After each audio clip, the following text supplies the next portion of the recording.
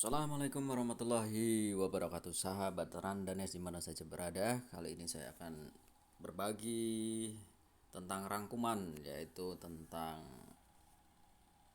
teks eksplanasi di kelas 11 bab 2. Ini akan saya berikan kepada teman-teman Randanes semua. Semoga bisa menjadi bahan untuk pembelajaran. Namanya rangkuman berarti intisari dari teks eksplanasi. Baik, kita mulai saja.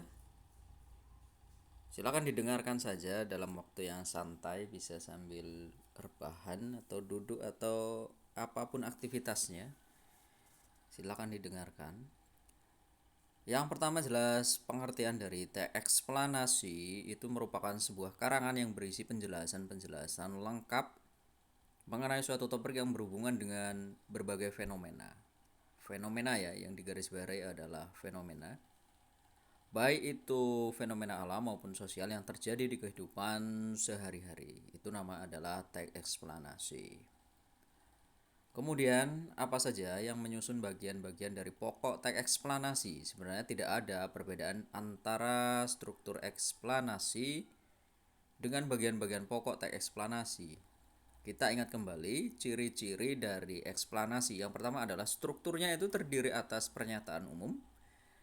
Artinya adalah gambaran awal tentang apa yang disampaikan, deretan penjelasan, inti penjelasan apa yang disampaikan, dan interpretasi atau pandangan atau simpulan. Itu yang pertama.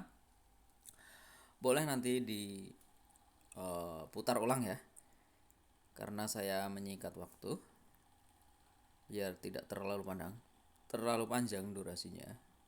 Kemudian yang kedua adalah memuat informasi berdasarkan fakta atau faktual. Yang ketiga, faktualnya memuat informasi yang bersifat keilmuan, misalnya tentang sains.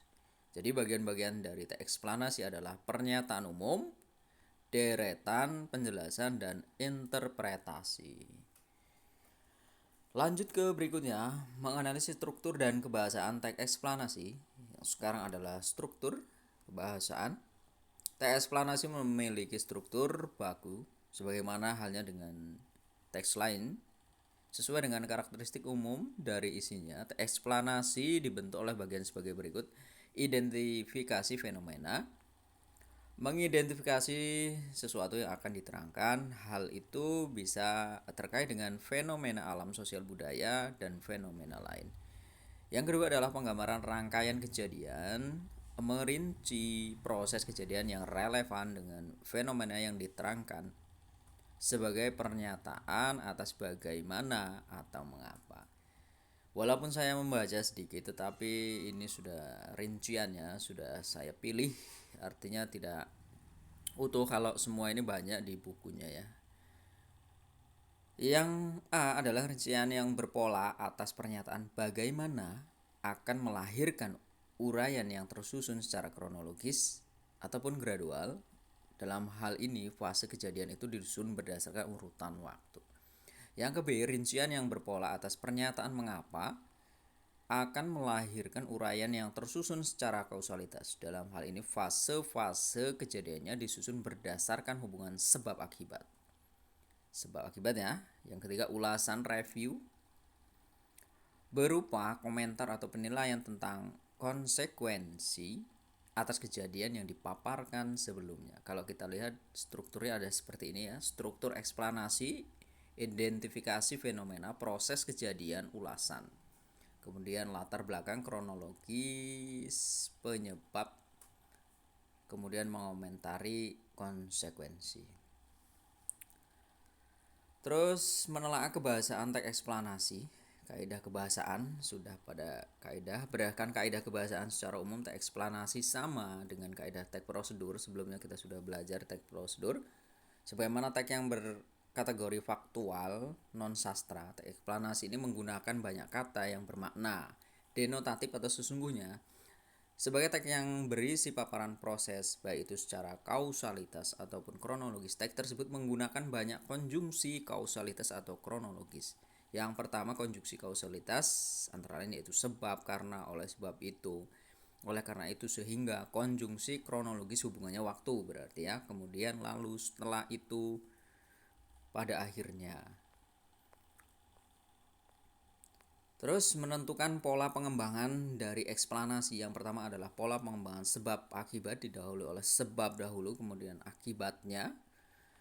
Yang kedua adalah pola pengembangan proses urutan tindakan atau perbuatan untuk menciptakan atau menghasilkan suatu perurutan dari kejadian peristiwa.